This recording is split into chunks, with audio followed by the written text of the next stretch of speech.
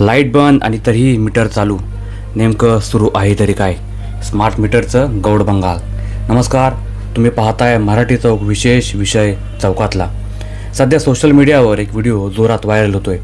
या व्हिडिओमध्ये घरात वीजच नाही पण मीटर मात्र सुरू असल्याचं दिसतंय. हा प्रकार पाहून नागरिकांमध्ये संताप आणि संभ्रम दोन्ही वाढले आहेत. हा साधा तांत्रिक बिघाड आहे की काहीतरी मोठा घोटाळा? देशभरात सध्या स्मार्ट मीटर बसवण्यावर भर दिला जातोय. सरकारच्या मते हे मीटर अधिक अचूक, पारदर्शक आणि डिजिटल पद्धतीने वीज वापर मोजतात.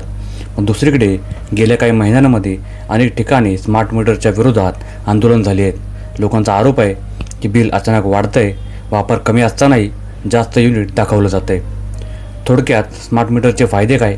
रिअल टाईम वापराची माहिती मिळते, अंदाजे बिलिंग टाळता येतं आणि ऑनलाईन ट्रॅकिंग सोपं झालं आहे. मात्र या स्मार्ट मीटरचे तोटे काय? जास्त बिल येण्याच्या तक्रारी वाढल्या आहेत, तांत्रिक बिघाडाची शक्यता आहे सर्वसामान्यांसाठी आणि हे स्मार्ट मीटर समजायला कठीण आहे. तज्ज्ञ सांगतात काही वेळा वायरिंग, कॅलिब्रेशन किंवा कनेक्शनमुळे अशा चुका होऊ शकतात. म्हणजेच प्रत्येक व्हिडिओ स्कॅमच असेल असं नाही, पण शंका मात्र वाढते. मोठा प्रश्न असा की आपण खरंच जितकी वीज वापरतो तितकंच बिल भरतोय का? स्मार्ट मीटरवर विश्वास ठेवायचा की आता याची सखोल चौकशी व्हायला हवी? कमेंटमध्ये नक्की सांगा.